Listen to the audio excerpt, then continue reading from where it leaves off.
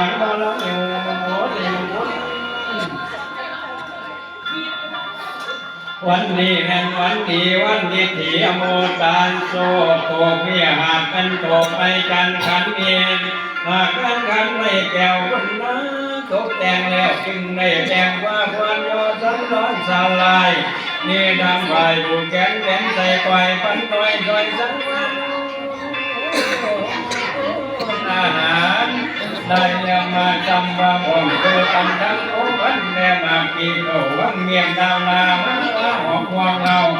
าต้องแก้วใส่บางหวานด้วยกันมามันเต่าเขาต้องป่วยไปเสียนี่ทั้งใครไม่ดีเพียงพอไม่นอนเลยก็จะโอ้มาแกงมาปากแกงนาดับคือคนดีท่านรวมเตฉันงามจะผ่าท่านจะมีพระราชยาโองเตติเลยาพรคนเงินพิเศษอาดีเดวีโออยากตู้เขาวังที่ยามังคันยังนี่เป็นเขาปรากฏเก่าเป็นปีสำเร็จที่ได้ยาโตปรากฏโลกเป็นนิ่งเงียบหวานตามสมควรหัวแดงไว้ขันทำไมยกขึ้นดวงตาตันสมมาลูกตาเจ้าโกหัวไฟขาวโลกโลกเจ้าตาและลูกสาวลาเพื่อนขาดข้ามากก็อยากแกนเรียนนี้คุณแดงดีพ่อแม่ทั้งเก่าแก่แน่พายาในวันใหม่ห้ามตีไม้ฝ่าเรามองเห็นสามหูมางามมาหงพร้อมสาวลาน้องน้ำมาใจหยอดบางขวานเรียงขวาจะอยู่เอ็นลายมาใจน้องบางขวานเรียงใจเราอยู่ที่เรียนเอ็นใจเรียนขวานั่นงานได้ถูกจากเราผู้เฒ่านางเพ็ญโยนวันนี้ไผ่จักซื้อเอาขวานว่าเจ้ามาเทียมเนื้อไม่เหือได้ที่ขอให้จะเดินเอาขวานนางงามให้เข้ามาเทียมผู้เดินนางควรเก่าคงเป็นผัวมาเดิน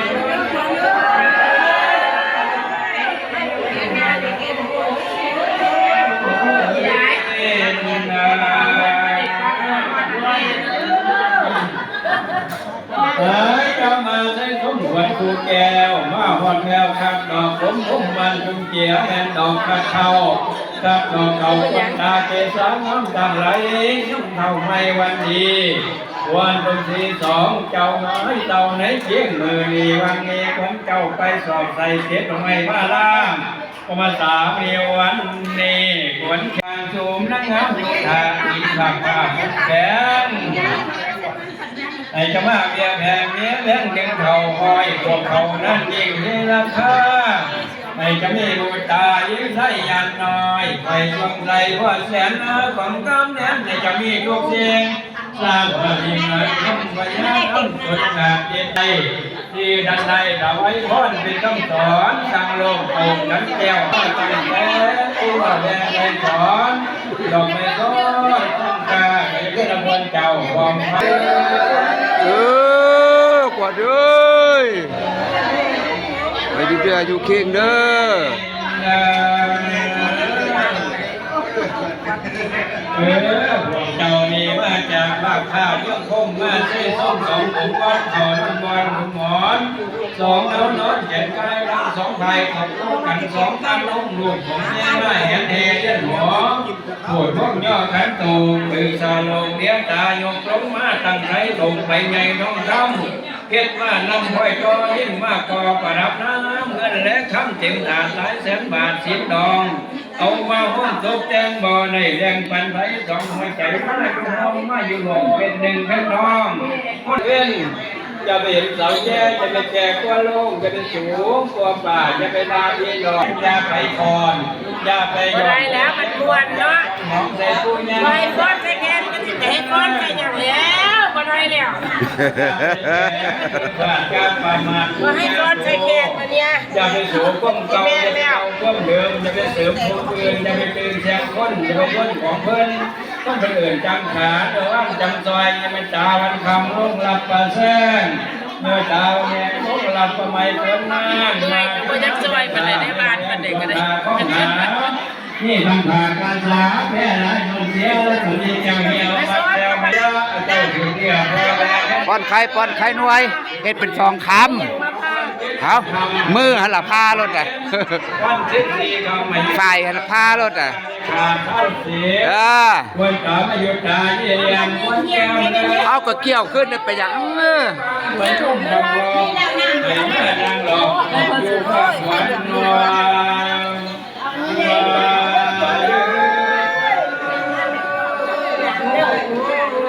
มูตัวบ้านทางไหน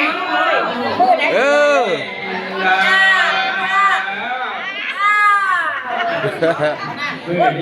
เอาหน้าไม่เข่าแด้เอาหน้าไม่เข่าแด้เรียน้ำน่ะ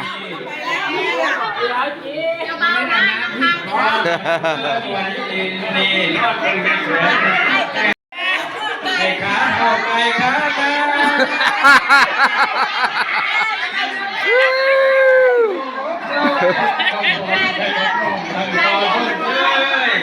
เจ้าเป็นเขยจะต้องใจกว้างใจเล็กมากๆถ้าปัดเสียกันไหนเลยแกจะว่าสองอะไรกันไม่อยากรับเลขความฟังนำเป็นทั้งความคุ้มใจใจอยู่ในเรื่องเพราะว่าเราภายหน้าที่ผมบอกว่าทั้งวันอันนี้สวรรค์โซล่าได้ไหมได้ผู้แต่งร่วมผู้เสียขันไปใกล้จะให้ผีเสียให้ประค่ากินเสียให้นำไปถูกเรื่องมากินเสียเนี่ยจะเป็นสาเหตุเราเล่ามากนะครับออกเรื่องยังกำลังเกิดแพร่แก่กันเยอะสัก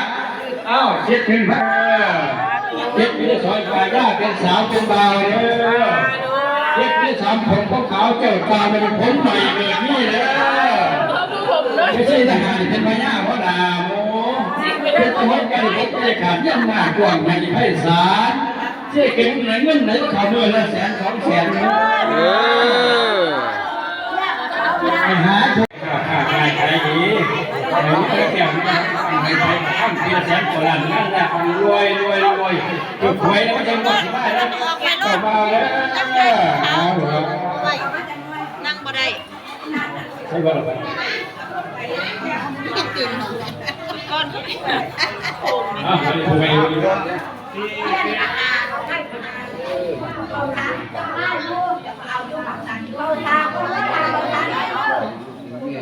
เขาพา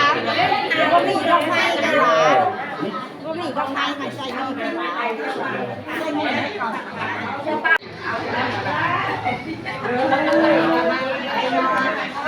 ฉันละฉันละคนทำเยอะว่าหนูไม่เอาคุยเลยเจ้าเอาผู้เดียวเลยเจ้าแขนด้วยเจ้าเดียวแค่ให้มาเลยเจ้า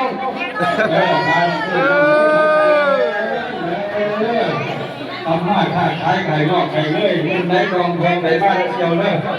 เดี๋ยวนะเจ้าผู้ขาเจ้าอะไรยังไงพี่มาวันนี้ครับมาผูกแข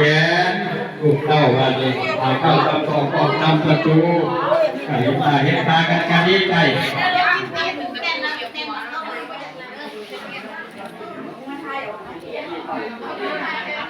ว่าเอาที่พักเขาประเทศ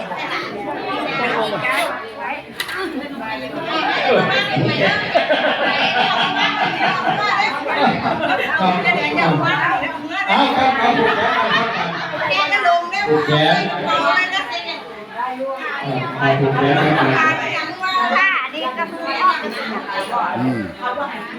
คือกันและกันกับพี่น้องผมมางานมงคลสมรสนะครับเป็นบ้านใกล้เคียงกันและเป็นน้องอดีตเป็นเสี่ยวกันกับพ่อเขาเลยมาร่วมงานกินดองนะครับที่บ้านกุดเสื่อมครับผมสำหรับคลิปนี้ครับขออำลาพระจากพี่น้องไว้คำนี้ครับผมขอขอบคุณผู้ทุกคนครับสวัสดีครับ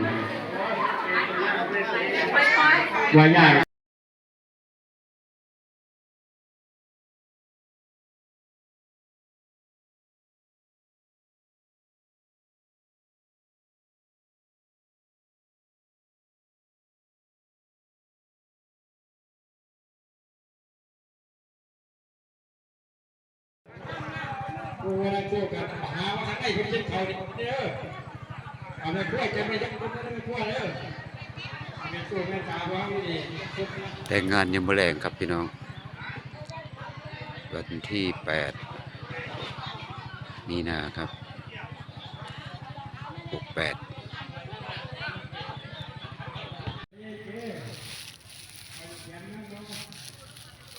ดอกไม้อันนี้สวยครับงาม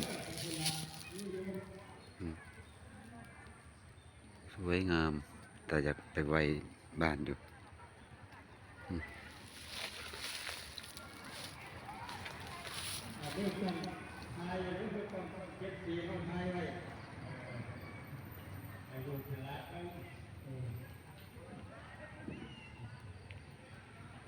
ดอกไม้สวยๆในวันงานมงคลสมรส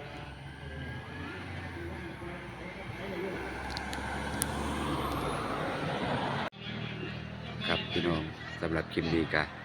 อำลาพาจากกันไปเพียงเท่านี้ครับผมดีมีแห้งกันทุกคนอย่าลืมเด้อครับกดไลค์กดแชร์ติดตามให้ได้ครับผมขอบคุณครับทุกคนครับ